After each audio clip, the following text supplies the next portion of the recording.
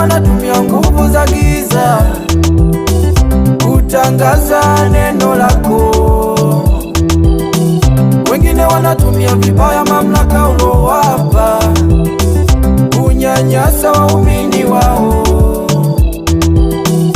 Kuna wengine wanajiita mungu wa dunia, eti kwamba wanaweza kufufua wafu.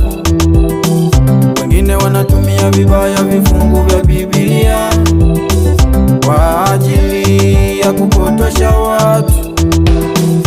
Mungu Baba, tunakuomba wafungue ili wajue neno lako.